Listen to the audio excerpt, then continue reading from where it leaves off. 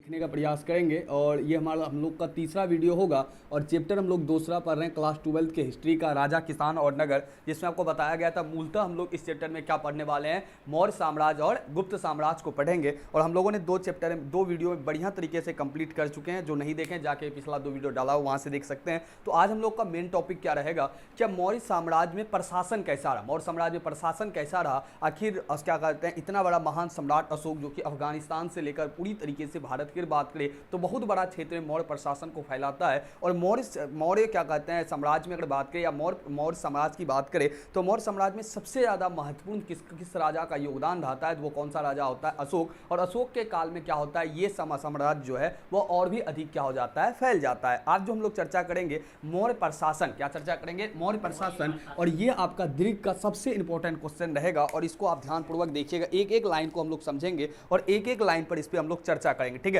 Direct सवाल में पूछ लिया जाता है दीर्घ का सवाल। ये दीर्घ का सवाल रहेगा, क्या मौर्य प्रशासन का वर्णन कीजिए। क्या सवाल रहेगा, मौर्य प्रशासन का क्या कीजिए, वर्णन कीजिए। और बहुत इंपॉर्टेंट सवाल है, ठीक है, मौर्य प्रशासन का वर्णन कीजिए। मौर्य प्रशासन का क्या कीजिए, वर्णन कीजिए। पूरी तरीके से मौर्य प्रशासन का हम लोग वर्णन करेंगे आज और इसे समझने का प्रयास करेंगे किस प्रकार से आखिर इतना बड़ा साम्राज्य था और किस प्रकार से 16 महाजनपद में से हर एक का क्या हुआ करता था, राज हुआ करता था। लेकिन उसमें से मगध में जो क्या कहते हैं मौर्य साम्राज्य हुआ, आखिर मौर्य साम्राज्य ही इतना आगे क्यों गया। कहीं ना कहीं कोई साम्राज्य अगर आगे जाता है तो उसकी प्रशासन व्यवस्था बहुत इंपॉर्टेंट रहती है, क्योंकि प्रशासन व्यवस्था के आधार पर ही वो क्या करता है, अपनी समाज की स्थिति को चलाता है और व्यक्ति को क्या करता है, नियंत्रित करता है। और जो उसका जो नीति होता है वो सभी चीज प्रशासनिक व्यवस्था के अंतर्गत ही रहता है। तो आखिर मौर्य साम्राज्य का जो नियम था, वो कानून था, वो किस प्रकार से चल रहा था, इन्हीं को हम लोग यहाँ प्रशासनिक व्यवस्था के अंतर्गत देखेंगे। अगर सिंपल सी बात करेंगे, मौर्य प्रशासन को अगर समझा जाए तो मौर्य प्रशासन के शासन प्रबंध को 4 भाग में बांटते हैं। मौर्य प्रशासन के शासन प्रबंध को कितने भाग में बांटते हैं, 4 भाग में बांटते हैं।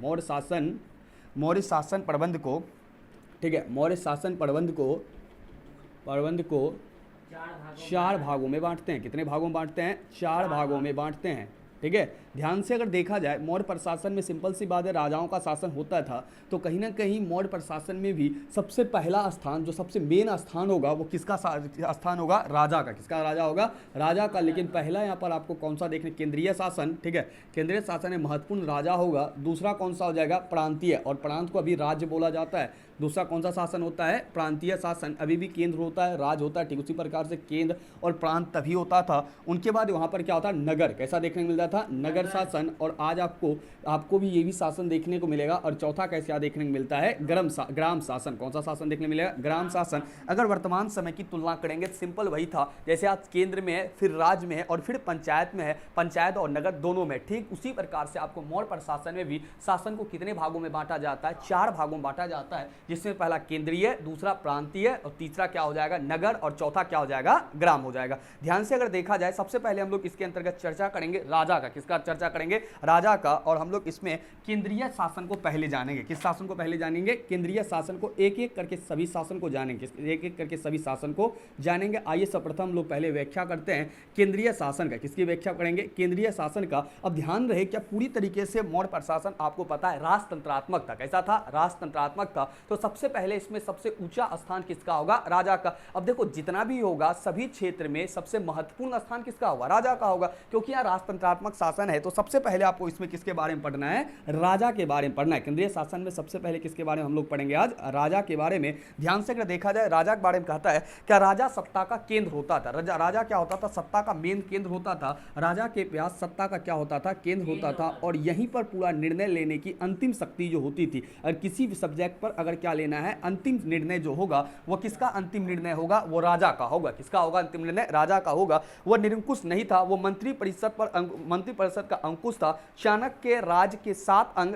राजा, आमत, जनपद, दुर्ग और कोष, सेना, मित्र बताए जाते। उतना याद करने का प्रयास नहीं करना, इतना याद करो कि यहां पर जो होता था, राजा के पास मुख्य सत्ता का केंद्र होता था। दूसरे पॉइंट पर राजा पर अंकुश लगाया जा सकता था, राजा पर अंकुश लगाया जा सकता था। और किसके द्वारा लगाया जा सकता था, मंत्री परिषद के द्वारा राजा पर क्या लगाया जा सकता था, अंकुश लगाया जा सकता है। यहाँ पर ध्यान से दो वर्ड देखिए, एक वर्ड होता है अंकुश और दूसरा वर्ड होता है निरंकुश। अंकुश का मतलब होता है जिस पर आप आरोप लगा सकते हो, क्या लगा सकते हो, आरोप, और निरंकुश का मतलब होता है जिस पर आप आरोप नहीं लगा सकते हो। लेकिन मौर्य प्रशासन में राजा कैसा है, यहाँ पर अंकुश कौन लगा सकता है, मंत्री परिषद। ध्यान से देखो, राजा हर एक क्षेत्र के कार्य को नहीं देख सकता है, ठीक उसी प्रकार से आज भी देखिएगा हमारे प्रधानमंत्री एक तो है, लेकिन उसका कार्य को संभालने के लिए मंत्री परिषद का क्या किया जाता है, गठन किया जाता है। ठीक उसी प्रकार से उस समय में भी मेन कौन होता था, राजा होता था, लेकिन इनके कार्य को संभालने के लिए कौन होता था, मंत्री परिषद होता था, और मंत्री परिषद का प्रमुख कौन होता था, राजा होता था। लेकिन यहां एक बात इंपॉर्टेंट ये है, क्या राजा पर आरोप लगाया जा सकता था, क्या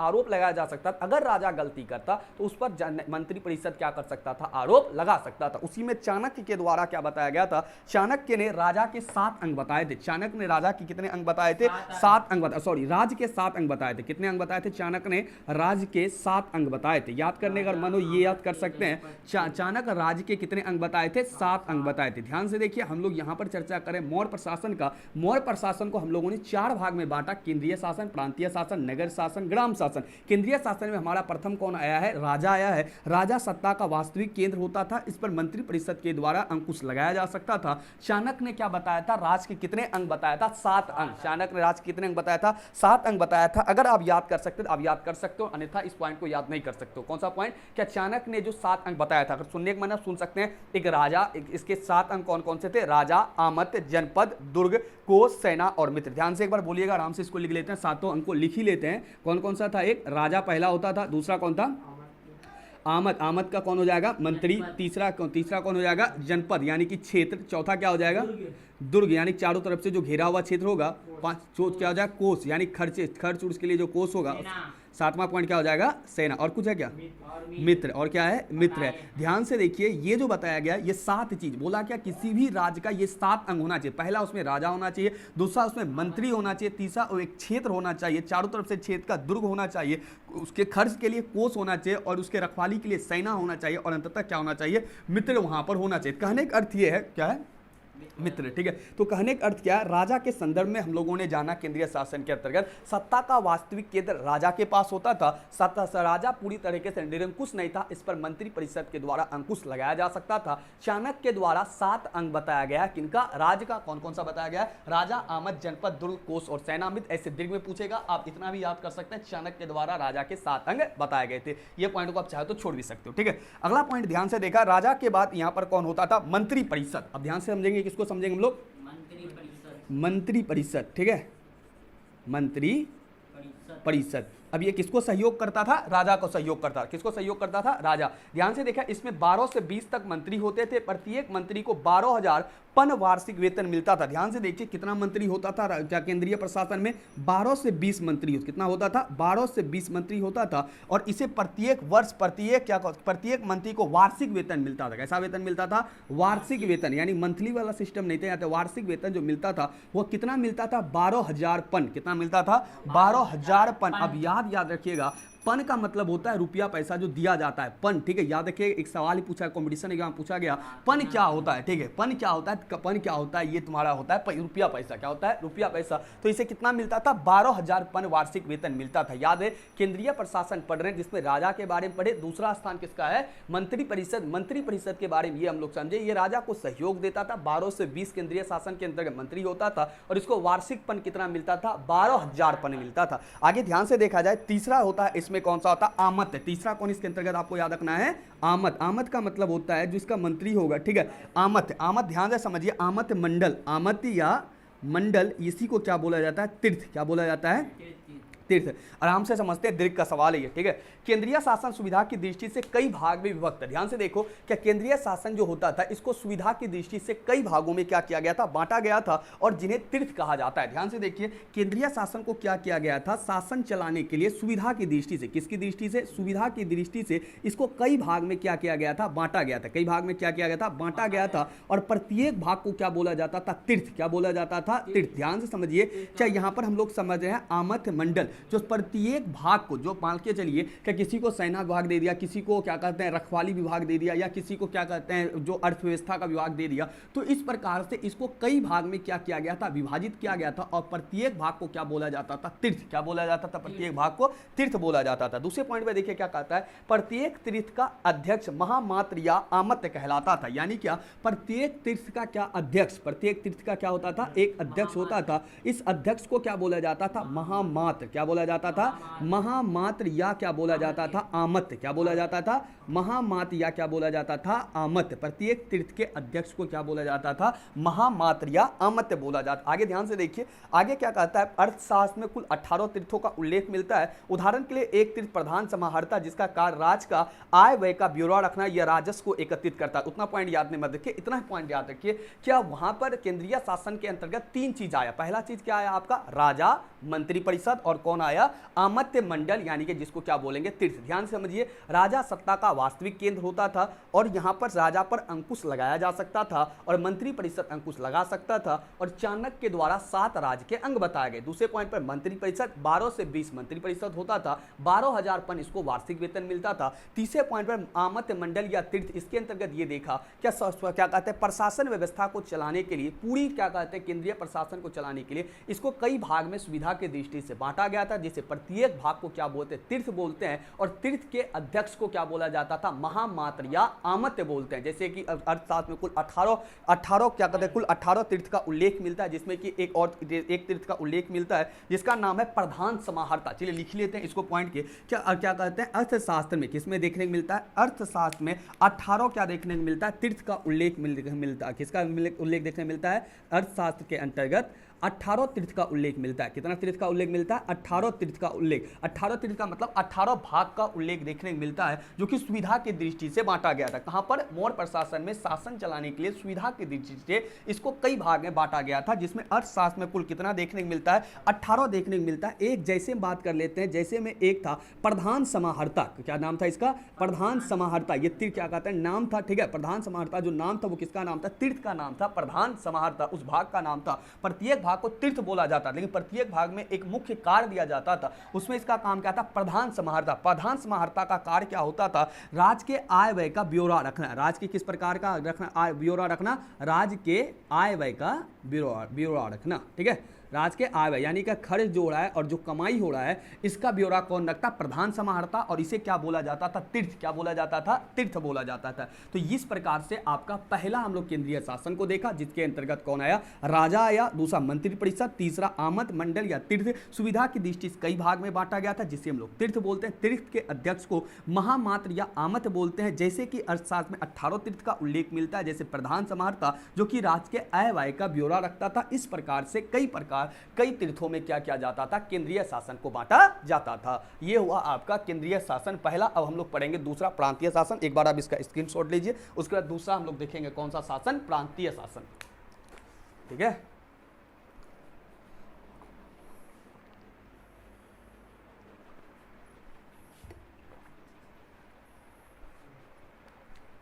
चलिए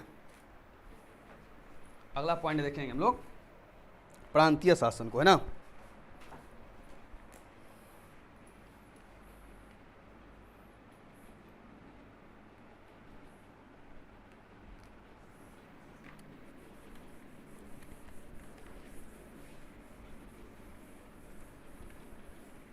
चाणक्य के द्वारा राज्य के कितने अंग बताए गए थे, 7 अंग, ठीक है।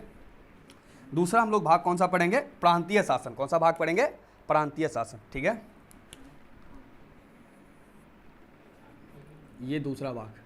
चाणक्य आपको पता होना चाहिए क्या था, पता है, चाणक्य की सहायता से चंद्रगुप्त मौर्य क्या किया था, मौर्य वंश का स्थापना किया था ना, है ना।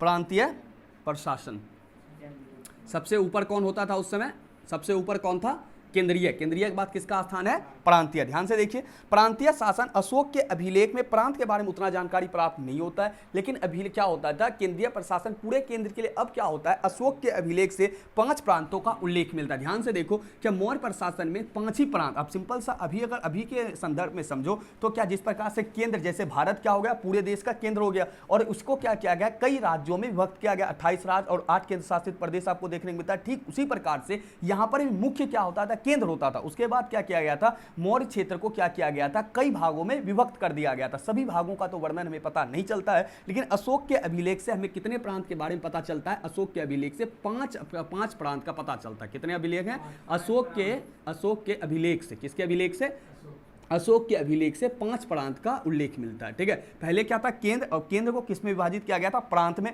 प्रांत के बारे में ज्यादा जानकारी प्राप्त हमें नहीं है। अशोक के अभिलेख से 5 ही प्रांत का हमें क्या पता चलता है, जानकारी प्राप्त होता है। वो कौन कौन सा प्रांत है, ध्यान से देखिए, राज्य और उसका राजधानी दिया होगा। ध्यान से एक बार, पहला इसमें कौन है, उद्देश्य उत्तरापथ। कौन सा है, उद्देश्य उत्तरापथ। अब इसका राजधानी इंपॉर्टेंट हो जाएगा। ठीक है, इसका राजधानी क्या है आपका, इसका राजधानी क्या है, तक्षशिला। क्या राजधानी है, तक्षशिला। अब ऑब्जेक्टिव में सवाल पूछा जा सकता है, अब ध्यानपूर्वक इसको याद रखिए। दूसरे पॉइंट में क्या हो जाएगा, अवंती, राजधानी अवंती का क्या हो जाएगा आपका, उज्जैनी। क्या हो जाएगा, उज्जैनी, उज्जैनी। तीसरा क्या है, कलिंग। तीसरा क्या हो जाएगा, कलिंग। कलिंग का राजधानी कहाँ है, कलिंग का राजधानी तोसाली है ना, तोसाली है, तोसली है, तोसाली है ना। तो चौथा कौन, दक्षिणापथ। ठीक है, चौथा क्या है, दक्षिणापथ का राजधानी कहाँ हो जाएगा आपका, स्वर्णगिरी है ना। और पांचवा क्या हो जाएगा, स्वर्णगिरी। पांचवा क्या हो गया, प्राच्य। प्राच्य का राजधानी क्या हो जाएगा, पाटलिपुत्र। अब यहाँ पर राजधानी इंपॉर्टेंट हो जाएगा। अब राजधानी पांचों का जरूर याद करेंगे। ये सारा क्या है, राजधानी। किस क्या है, राजधानी। जिस प्रकार सेम टू सेम, जैसे केंद्र है उसी प्रकार, तभी केंद्र था, राज है, राज का राजधानी, ठीक उसी प्रकार से केंद्र के बाद राज था, राज का क्या है, राजधानी। आपको इतना ही लिख देना है। क्या अशोक के अभिलेख से प्रांतीय प्रशासन के अंतर्गत 5 प्रांत की हमें जानकारी प्राप्त होता है, जो निम्नलिखित है, जैसे उद्देश्य उत्तरापथ का तक्षशिला, अवंती का उज्जैनी, कलिंग का तोसाली, दक्षिणापथ का स्वर्णगिरी और प्राच्य का पाटलिपुत्र। और इतना ही जानकारी आपका किसके बारे में पता है, प्रांतीय प्रशासन के बारे में पता है। अब तीसरा पार्ट हम लोग इसका पढ़ेंगे, कौन सा प्रशासन पढ़ेंगे, नगर प्रशासन। कौन सा शासन पढ़ेंगे, नगर प्रशासन। ठीक है, कहीं ना कहीं आज से तुलना आप करेंगे तो कहीं ना कहीं दोनों का मिलता जुलता हुआ ये प्रतीत होता है। ठीक है, ध्यान से देखिए, मेगास्थनीज के अनुसार शासन प्रबंध में 30 सदस्यों का एक मंडल करता था, जो 6 समितियों विभक्त था और प्रत्येक समिति में 5 सदस्य होते। ध्यान से देखो, मेगास्थनीज के अनुसार नगर प्रशासन हम लोग किसके अनुसार से पढ़ रहे हैं, मेगास्थनीज के अनुसार। ये बताता है, मेगास्थनीज के अकॉर्डिंग ये बताता है कि यहाँ पर नगर प्रशासन में जो देखने को मिलता है, यहाँ पर नगर का शासन प्रबंध 30 सदस्यों के द्वारा होता था। कितने सदस्य के द्वारा होता था, 30 सदस्य के द्वारा। मेगास्थनीज के द्वारा हमें यह पता चलता है कि नगर का जो प्रशासन चलता था 30 सदस्य के द्वारा चलता था। इसमें क्या होता था, 30 सदस्य के 6 समिति होता था। कितना समिति होता था, 6 समिति होता था। अब 6 समिति होता था तो इसमें प्रत्येक में कितना सदस्य होगा, 5 सदस्य होगा। सिंपल सी बात है, गुना करके देख सकते हो, 6 5 30। कितना सदस्य का होता था नगर प्रशासन को चलाने के लिए, 30 सदस्य का। और 30 सदस्य कितने समिति में होता था, 6 समिति में। और 6 समिति है तो एक में कितना सदस्य हो जाएगा, 5 समिति का क्या हो जाएगा, 1 सदस्य। 5 समिति का क्या हो जाता था, 1 सदस्य। और प्रत्येक समिति में 5 सदस्य होते थे। प्रत्येक समिति में कितने सदस्य होते थे,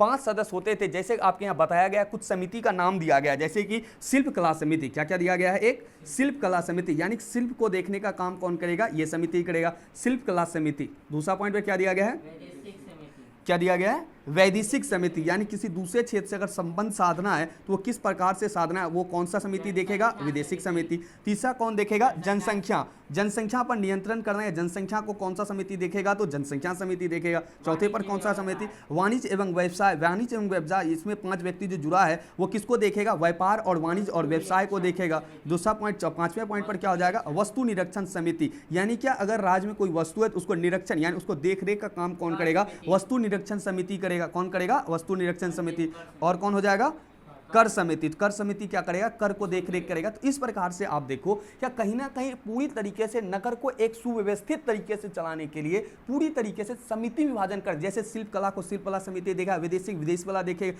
विदेशिक किसी दूसरे क्षेत्र से संबंध साधन कैसे साधना, जनसंख्या को देखने वाला ये रहेगा, जनसंख्या किस प्रकार नियंत्रित करना किस प्रकार से रहेगा, वाणिज्य व्यापार को कैसे देखा है, वस्तु निरीक्षण, वस्तु कैसा बन रहा है, क्या बन रहा है, ये सभी चीज को कर समिति, ये सभी चीजों से अगर तुम देखने का प्रयास करो तो ये पता चलता है मौर्य प्रशासन कहीं ना कहीं पूरी तरीके तरीके से सभी चीज़ों पर नियंत्रण रखा था, तब जाके उतना वो क्या कर पाया था, विकसित हो पाया था और आज आपको इतनी चीज़ें पढ़ने को मिलता। आइए हम लोग देखते हैं अब सबसे अंतिम शासन ग्राम शासन। कौन सा शासन देखेंगे? ग्राम शासन। चलिए एक बार इसका स्क्रीनशॉट ले लीजिए, उसके बाद हम लोग आगे चलते हैं। ठीक है, इसका देखो हम लोग शॉर्ट में रिवीजन करेंगे और हमारा क्या कहते हैं ये मौर्य प्रशासन वाला टॉपिक क्या हो जाएगा, खत्म हो जाएगा। चलिए आगे लेते हैं हम लोग टॉपिक को। ठीक है,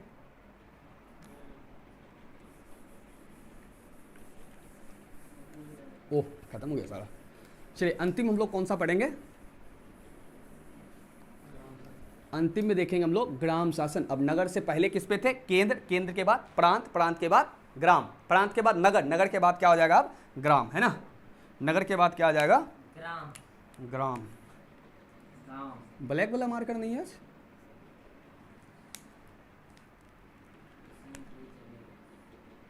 चलिए ग्राम शासन को आइए देखते हैं। ध्यान से देखो, ग्राम, ग्राम का मुखिया ग्रामिक या ग्रामीणी कहलाता था। ध्यान से देखो, ये सवाल ऑब्जेक्टिव बन सकता है जो उस समय का, ये चौथा पॉइंट होगा ना, चौथा क्या हो जाएगा आपका? ग्राम शासन, है ना। ध्यान से देखो, ग्राम का जो मुखिया होता था, ग्राम का क्या होता था? मुखिया। अब ग्राम का मुखिया को उस समय क्या बोला जाता था? ग्रामिक या ग्रामिका। ग्रामिका। महिला होगी तो क्या होगी? ग्रामिका। अब ये इंपॉर्टेंट सवाल बन जाएगा, क्या ग्राम का मुखिया उस समय क्या कहलाता था? ग्रामिक या ग्रामिका। और ग्राम में एक प्रशासनिक अधिकारी होता था जो भोजक होता था। ध्यान से देखो, ग्राम में एक क्या होता था? प्रशासनिक अधिकारी। क्या होता था? प्रशासनिक अधिकारी, जो क्या कहलाता था? भोजक। क्या कहलाता था? भोजक। ये दो सवाल तो ऐसे ऑब्जेक्टिव के लिए इंपॉर्टेंट हो जाता है। जिस प्रकार से आज भी तुम बात करेगा, गांव में विकास के कार्य को देखरेख करने के लिए मुखिया होता है, और गांव में जो मारपीट जैसा कोई समस्या होता है इसको देखरेख करने के लिए कौन होता था? सरपंच। कौन होता है? सरपंच होता है। ठीक उसी प्रकार से मौर्य प्रशासन में ग्राम में क्या किया जाता था? ग्राम का जो मुखिया होता था उसे ग्रामिक या ग्रामीणी कहलाता था। और दूसरे पॉइंट पर क्या था? जो गांव में जो प्रशासनिक अधिकारी होता था उसे क्या कहलाता था? भोजक। क्या कहते थे उसे? भोजक वो कहलाता था।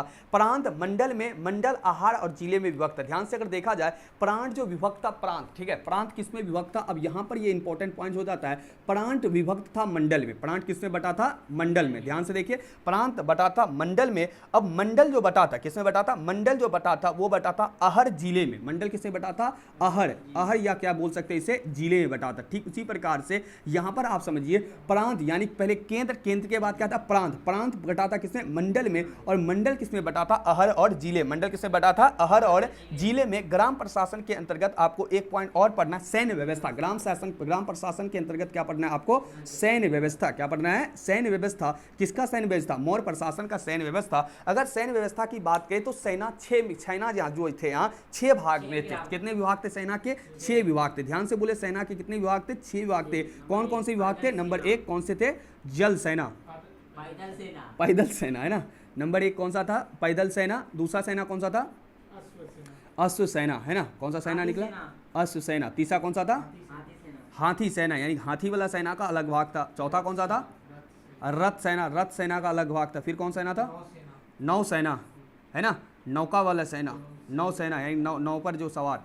और उसके बाद सैन्य यातायात, जो कि यातायात संबंधी काम को करता है, जो कि सामान को लाता और पहुंचाता है ना। फिर 6 हो गया ना। यही 6 भाग सेना के भाग थे। उसके बाद क्या था? न्यायालय। क्या देखने को मिलता है? न्यायालय। आपको एक बार हम जोड़ के बता देंगे, अभी एक बार आप पढ़ते चलिए, उसके बाद आपको जोड़ के दिखाएं। ठीक है, पहला में ग्राम शासन के अंतर्गत ग्राम का मुखिया ग्रामिक या ग्रामिका कहलाता था। प्रशासनिक अधिकारी भोजक कहलाता था। प्रांत मंडल विभक्त था, मंडल अहर या जिले में विभक्त था। सैन्य व्यवस्था के अंतर्गत हमें ये देखने को मिला, यहाँ पर इनके 6 विभाग थे, पैदल सेना, अश्व सेना, हाथी सेना, रथ सेना और नौ सेना और सैन्य यातायात सेना। न्यायालय की अगर बात करें तो जिस प्रकार से आज कोर्ट देखने को मिलता है, ठीक उसी प्रकार से वहां भी न्यायालय देखने को मिलता था। और सम्राट न्याय का सर्वोच्च अधिकारी होता है। अब सिंपल सी बात है, सम्राट कौन होगा? सम्राट का मतलब क्या था? राजा जो होता था वो क्या होता था? यहाँ पर सर्वोच्च अधिकारी होगा, क्योंकि आपको पहले ही बताए थे, क्योंकि राजा का शासन व्यवस्था आपको देखने को मिल रहा है, तो इसका सर्वोच्च अधिकारी कहीं पर भी कोई होगा जिसका अंतिम निर्णय किसका होगा? राजा का ही होगा। चाहे न्यायालय हो, चाहे कोई भी क्षेत्र हो, वहां पर अंतिम निर्णय किसका देखने को मिलेगा? आपको राजा का। ठीक उसी प्रकार से न्यायालय का सर्वोच्च अधिकारी कौन होता था? आपका राजा ही होता था। कौन होता था? राजा होता था। अब ध्यान से अगर देखेगा, इसके अंतर्गत 2 मामला था। एक इसके अंदर मामला था धर्मनस्थ, क्या था? धर्मस्थ्य न्यायालय, और एक इसी के अंतर्गत था कटक शोधन न्यायालय। ध्यान से देखिए, न्यायालय आपका 2 भाग में था। न्यायालय कितने भाग में था? 2 भाग में था। जिस प्रकार से आज दीवानी और फौजदारी चलता है, ठीक उसी प्रकार से वहां पर क्या था? धर्मस्थ्य न्यायालय। एक न्यायालय कौन सा था? धर्मस्थीय न्यायालय। एक न्यायालय कौन सा था? धर्मस्थीय न्यायालय। दूसरा क्या था? कंटक शोधन न्यायालय। कंटक शोधन न्यायालय। देखिए दोनों में अंतर क्या है, ठीक है।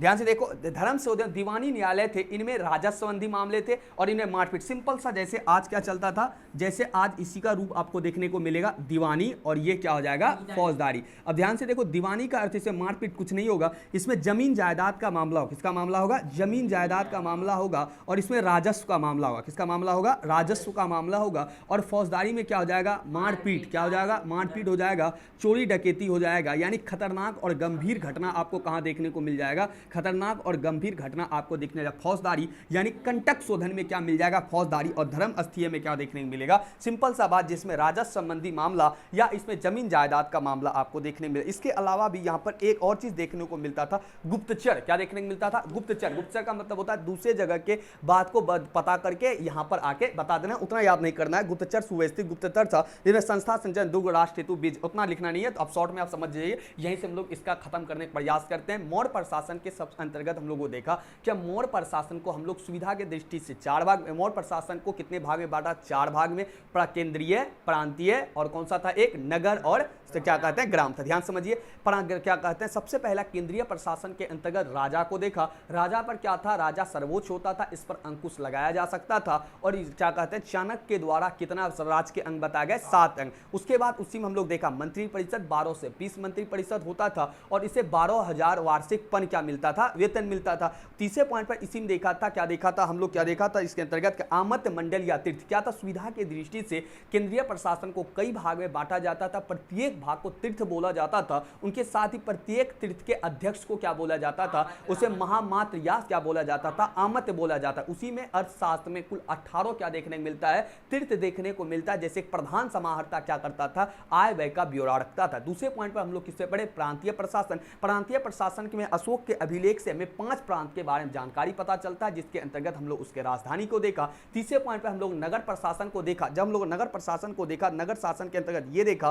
कि नगर शासन में क्या था? नगर शासन को चलाने के लिए 30 व्यक्ति हुआ करता था और 30 व्यक्तियों का 6 समूह होता था, 6 समिति होता था और प्रत्येक समिति में 5 व्यक्ति होता था और 5-5 व्यक्ति करके समूह दिया जाता था, जो कि पूरे तरीके से नगर पर क्या करता था? अपना नियंत्रण रखता था। जैसे विदेशिक था, जनसंख्या नीति था, वस्तु निरीक्षण था, कार्य राजस्व समितियां था, ये सब क्या करता था? पूरी तरीके से पूरे नगर में क्या रखता था? नियंत्रण रखता। उसके बाद हम लोग किस पर चले थे? क्या कहते हैं? ग्राम शासन। ग्राम शासन के अंतर्गत मुखिया को हम लोग ग्रामिक या ग्रामीणी कहे थे। इसके साथ ही एक प्रशासनिक अधिकारी होता था, जिसे हम लोग क्या कहते? भोजक कहे थे। उनके बाद हम लोगों ने सैन्य व्यवस्था देखा। कुल मिला के सेना की कितने विभाग थे? 6 विभाग थे। उसके बाद हम लोग चर्चा किए कि यहाँ पर जो न्यायालय थे, न्यायालय का जो प्रधान होता था वो कौन होता था? सम्राट होता था। 2 प्रकार के यहाँ पे न्यायालय देखने को मिलता है, एक धर्मस्थलीय, दूसरा कौन सा देखने को मिलता है? कंटक शोधन। धर्मस्थलीय आज का जैसे दीवानी मामला, दीवानी का मतलब क्या होगा? इसमें ज्यादा मारपीट वाली घटना, जमीन जायदाद और राजस्व की मामला होगा। और दूसरा कंटक शोधन, जिसमें मारपीट और क्या होगा? कहीं ना कहीं कत्ल जैसी भावना आपको देखने को मिलेगा। इसमें कंटक शोधन। और एक गुप्तचर था, जिसको हम लोग नहीं लिखेंगे, इतना ही दीर्घ में लिख देंगे तो हमारा 5 का 5 नंबर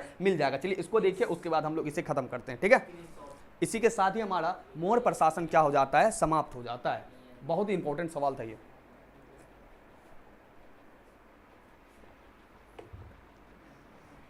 हो गया। चलिए अब हम लोग शॉर्ट में खींचेंगे, जो सवाल इंपॉर्टेंट रहेगा उसी सवाल को हम लोग देखेंगे, ज्यादा हम लोग देखने का प्रयास नहीं करेंगे, ठीक है। हम पहले भी आपको शुरुआती दिनों से बता रहे हैं, जो सवाल इंपॉर्टेंट रहेगा उसी सवाल को हम लोग पढ़ेंगे, बाकी का सवाल को छोड़ते हुए निकलते रहेंगे, ठीक है। ये सवाल क्लियर हुआ? चलिए आगे देखिए, मौर्यकालीन अर्थव्यवस्था। अब सिंपल सी बात है, कोई भी अगर अर्थव्यवस्था रहेगा, कोई भी अगर क्या कहते हैं क्षेत्र रहेगा, ये राज्य रहेगा, कुछ भी रहे, तो उसका अर्थव्यवस्था, रुपया पैसा के लिए कोई ना कोई क्षेत्र रहेगा। आज के तरह तो विज्ञान का युग तभी था नहीं, जो वैज्ञानिक आपको स्थिति देखने को मिलेगा। तो यहाँ पर जो था क्या कहते हैं, मौर्यकालीन अर्थव्यवस्था जो दिखेगा वो आपको क्या क्या दिखेगा, यहाँ पर पूरी तरीके से पूर्ण जितना भी आपको क्या कहते हैं अर्थव्यवस्था देखने को मिलेगा, वो पूरा का पूरा किस पर आधारित रहेगा? कृषि पर। और कृषि के साथ क्या देखने को मिलेगा आपको? पशुपालन। क्या देखने को मिलेगा? पशुपालन। अब कृषि करता होगा कृषि अगर अत्यधिक होता था मौर्य साम्राज्य में, हम सभी जानते हैं, क्योंकि भौगोलिक दृष्टिकोण से देखने को मिला मौर्य प्रशासन में कृषि ज्यादा होता था। तो यहाँ पर आपको क्या देखने को मिलेगा, व्यापार। क्या देखने को मिलेगा, व्यापार। और व्यापार देखने को मिलेगा, साथ ही व्यक्ति पर आपको यहाँ पर क्या देखने को मिलेगा, उद्योग। क्या देखने को मिलेगा, उद्योग। और चौथे पॉइंट पर क्या होगा, इन सभी को परिचालन के लिए आपको मौर्य प्रशासन में क्या देखने को मिलता है, सिक्का भी देखने को मिल जाता है। अब देखिए ये इतना इंपॉर्टेंट पॉइंट नहीं, इसको नोट्स भी नहीं बनाना है, और सिंपल सा पुराना में जितना भी साम्राज्य आपको दिखेगा इतना ही चीज दिखेगा। एक क्या दिख जाएगा, कृषि, और कृषि के साथ पशुपालन, कृषि होगा तो व्यापार होगा, व्यापार है तो शिल्प, यानी कि आपको श्रृंगार प्रसाधन का सामान, जो शिल्प गोटा तो होता है जो लगाया हुआ जाता है, एक शिल्प देखने को मिल जाएगा। और इन सभी को परिचालन के लिए क्या देखने को मिल जाएगा, सिक्का। क्या देखने को मिल जाएगा, सिक्का। मोटे तौर पर आइए आपको बता देते हैं, चंद्रगुप्त मौर्य ने सुदर्शन झील का निर्माण कराया था। यह कृषि प्रधान अर्थव्यवस्था, यहां पर आप बहुत इंपॉर्टेंट ऑब्जेक्टिव आप याद कर सकते हो, चंद्रगुप्त मौर्य ने सुदर्शन झील का निर्माण कराया था। यहां पर किसके द्वारा निर्माण किया गया था, चंद्रगुप्त मौर्य के द्वारा।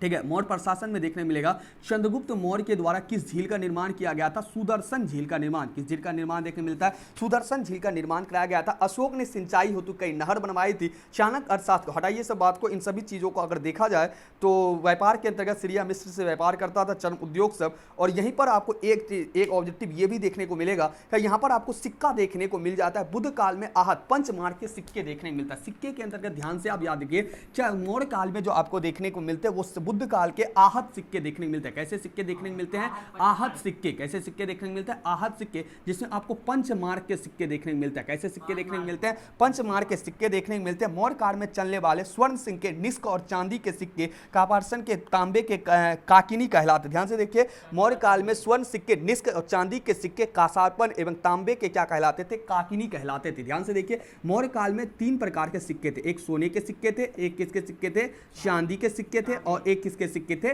तांबे के सिक्के थे। किसके सिक्के थे, तांबे के। अब जितना लिख रहे हैं उतना ही इंपॉर्टेंट है, आप याद कीजिएगा, सारा का सारा याद नहीं करना थे। सोने के सिक्के को क्या बोला जाता था, निष्क। क्या बोला जाता था, निष्क। और चांदी के सिक्कों को क्या बोला जाता था, कासारपन। क्या बोला जाता था, कासारपन, यही है ना, कासारपन। और तांबे के सिक्के को क्या बोला जाता था, क्या बोला जाता था, तांबे के सिक्के को काकिनी। क्या बोला जाता था, काकिनी। क्या बोला जाता था, काकिनी, है ना। उसके बाद यहां पर एक ऑब्जेक्टिव, टकसाल का अध्यक्ष लक्षणाध्यक्ष एवं मुद्राओं को परीक्षण करने वाला अधिकारी रूपदर्शक कहलाता था। ध्यान से देखिए, टकसाल का अध्यक्ष कौन हो जाएगा, टकसाल का अध्यक्ष, यानी उस समय का टकसाल का अध्यक्ष कौन था, लक्षणा अध्यक्ष। कौन था, लक्षणा अध्यक्ष। जितना लिखना ऑब्जेक्ट क्या कहते हैं आप स्टार देके ऑब्जेक्टिव में लिख लीजिएगा, ठीक। टकसाल का अध्यक्ष लक्षणा अध्यक्ष। और दूसरे पॉइंट पर मुद्रा का जो निरीक्षक था, है ना, मुद्रा का निरीक्षक, यानी मुद्रा को जो देखरेख करता था, मुद्रा का जो परीक्षण करता था, वो क्या कहलाता था, मुद्रा का परीक्षण करने वाला क्या कहलाता था, रूपदर्शक। क्या कहलाता था, मुद्रा का परीक्षण करने वाला रूपदर्शक। मुद्रा का परीक्षण करने वाला क्या कहलाता था, रूपदर्शक। तो यहां पर हम लोगों ने क्या देखा, 2-3 ऑब्जेक्टिव देखा कि यहां पर कृषि, पशुपालन, व्यापार, उद्योग पर मौर्य प्रशासन का पूरी तरीके से अर्थव्यवस्था आधारित था। यहां पर हमें यह भी देखने को मिला क्या चंद्रगुप्त मौर्य के द्वारा सुदर्शन झील का निर्माण करवाया गया है। तीसरे पॉइंट पर यह देखने को मिला क्या जो मौर्य प्रशासन में सिक्के चलते थे मौर्य साम्राज्य में, वो सोने के सिक्के क्या कहलाते थे, निष्क कहलाते थे। चांदी के सिक्के क्या कहलाते थे, कासारपन कहलाते थे। और तांबे के सिक्के क्या कहलाते थे, काकिनी कहलाते थे। इसके साथ ही क्या देखने को मिला क्या टकसाल का अध्यक्ष, उस समय रुपया पैसा का अध्यक्ष कौन था, लक्षणाध्यक्ष था। और चौथे पॉइंट पर हम लोगों ने क्या देखा, क्या जो मुद्रा का परीक्षण करता था वो कौन था, रूपदर्शक। क्या कहलाता था, मुद्रा का परीक्षण करने वाला रूपदर्शक कहलाता था। मुद्रा का परीक्षण करने वाला क्या कहलाता था, रूपदर्शक कहलाता था। आइए थोड़ी सी बात करते हैं मौर्यकालीन कला एवं स्थापत्य। मौर्यकालीन कला स्थापत्य का अर्थ ये हो जाएगा क्या मौर्य काल में जो कला स्थापत्य का मतलब आर्किटेक्ट, जो घर उड़ बनाया गया था, किस प्रकार से भवन उवन को बनाया गया, इसमें आपको ज्यादा पॉइंट याद नहीं रखना है।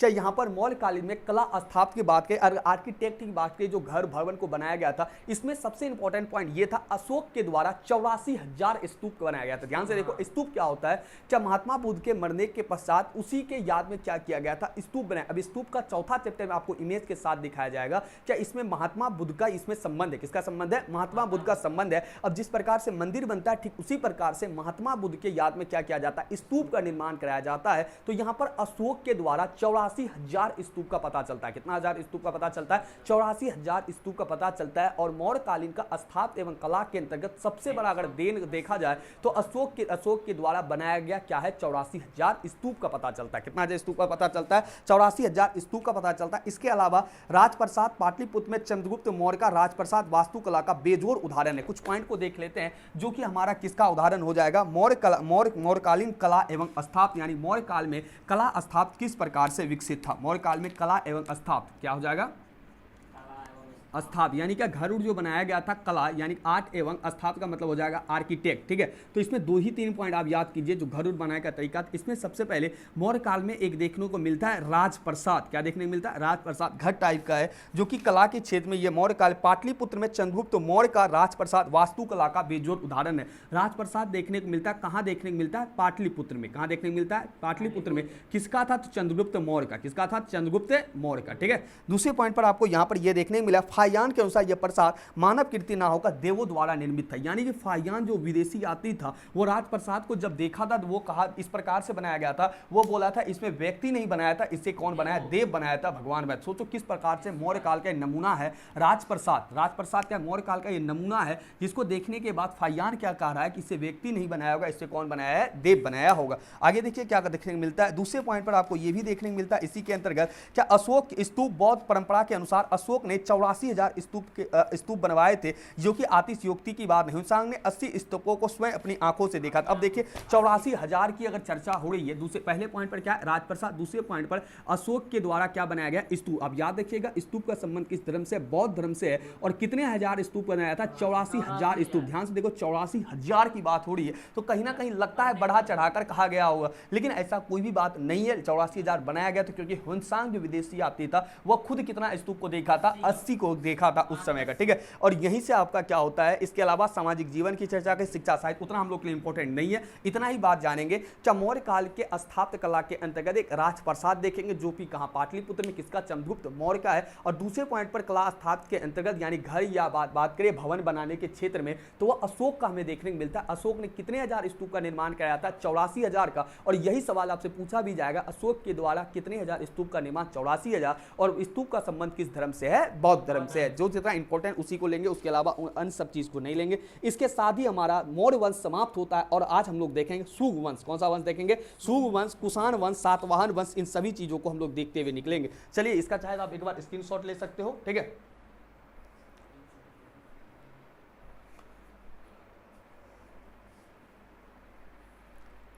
चलिए मौर्य प्रशासन, मौर्य साम्राज्य हमारा यहाँ से खत्म होता है, जिसमें हम लोग अशोक को देखा और महत्वपूर्ण ऑब्जेक्ट सवालों को भी देखा और इसमें मौर्य प्रशासन को भी देखा। इसके साथ ही हमारा कौन सा साम्राज्य खत्म होता है, मौर्य वंश खत्म होता है। इसके बाद कुछ वंश आपको सिर्फ नाम का पढ़ते चलना है जिससे ऑब्जेक्टिव पूछा जाएगा। ठीक है, तो कुछ वंश को हम लोग नाम का पढ़ता हुआ आगे निकल जाएंगे और हम लोग जो पढ़ेंगे मेन वंश जो पढ़ेंगे अब जाके कौन सा वंश पढ़ेंगे, डायरेक्ट हम लोग पढ़ेंगे कौन सा वंश को, गुप्त वंश को। किस वंश को पढ़ेंगे, गुप्त साम्राज्य को जानेंगे। ठीक है, यहाँ पर कुछ हम लोग कुछ वंश को नाम का जानेंगे, एक ही बार में हम लोग 3 वंश को गीस देंगे। कितना वंश को गीस देंगे, 3 वंश को गीसेंगे। एक सुंग वंश को पढ़ेंगे, एक सातवाहन को पढ़ेंगे, सातवाहन से लघु पूछता है, और एक कौन सा वंश पढ़ेंगे, कुषाण वंश को पढ़ेंगे। एक ऑब्जेक्टिव के तौर पर सुंग और कुषाण को पढ़ना है और सातवाहन को लघु के तौर पर पढ़ना है। ठीक है, 3 वंश को हम लोग एक ही साथ पढ़ेंगे अब, क्योंकि अब छोटा छोटा वंश है, क्योंकि चैप्टर का मुख्य थीम क्या है, मौर्य और गुप्त, मौर्य और गुप्त, लेकिन बीच में कुछ और भी वंश को यहाँ शामिल किया गया था। नाम का लेते हम लोग निकलेंगे। पहला कौन सा वंश इसमें पढ़ेंगे अभी हम लोग, सुंग। क्या पढ़ेंगे,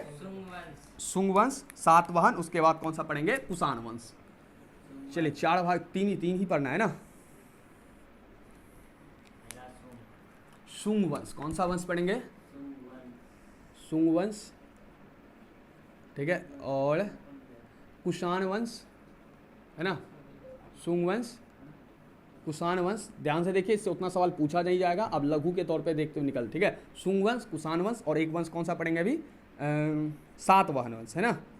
सातवाहन बहुत इंपॉर्टेंट वंश था सातवाहन वंश। ठीक है, चलिए सुंग वंश की अगर चर्चा करें तो सुंग वंश में आपको ये देखने को मिल जाएगा क्या, सुंग वंश का अगर बात करें, मौर्य वंश के अंतिम शासक, मौर्य वंश जब खत्म हुआ, ठीक है, तो क्योंकि कोई भी वंश जितना दिन भी चले एक समय ऐसा आता है जहां पर उस क्या कहते हैं साम्राज्य का या उस वंश का क्या होता है, अंत निश्चित होता है। यानी मौर्य वंश के पतन के पश्चात मौर्य वंश के अंतिम शासक, यहाँ पर सबसे बेजोड़ ऑब्जेक्टिव यही बन जाएगा क्या, मौर्य वंश का अंतिम शासक, मौर्य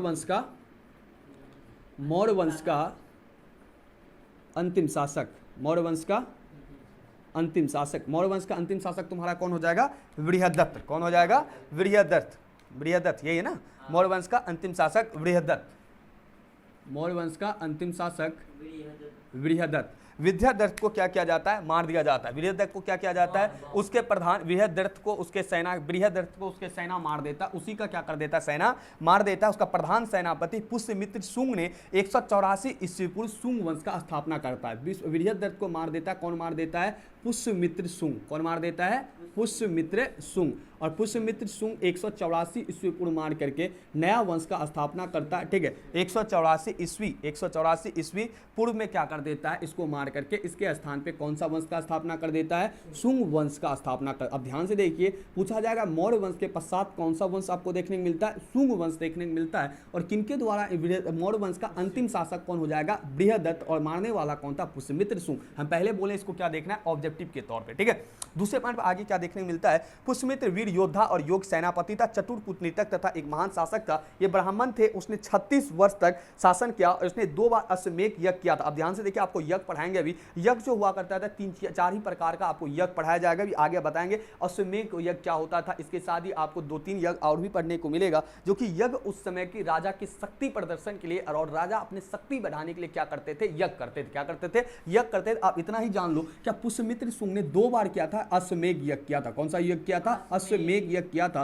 पुष्यमित्र शुंग के द्वारा कितने बार किया गया था? अश्वमेध यज्ञ 2 बार। और यज्ञ क्यों किया जाता था? राजा पुत्र या पुत्री की प्राप्ति हेतु, या राजा अपनी शक्ति बढ़ाने के लिए, या राजा अपनी शक्ति प्रदर्शन के लिए क्या करता था? उस समय यज्ञ करता था। उसी में अश्वमेध यज्ञ को कितने बार किया था? 2 बार किया था। शुंग वंश के अंतिम शासक देवभूति को मारकर उसके मंत्री वासुदेव ने कनव ने 75 ईस्वी पूर्व कनव वंश का क्या किया? स्थापना कर दिया। 36 वर्ष तक शासन किसका चला था? शासन चला तुम्हारा पुष्यमित्र शुंग का। लेकिन हुआ क्या कहते हैं? शुंग वंश के अंतिम शासक, शुंग वंश का अंतिम शासक कौन हो जाएगा? वसुदेव। शुंग वंश का अंतिम शासक शुंग वंश का अंतिम शासक कौन हो जाएगा? देवभूति।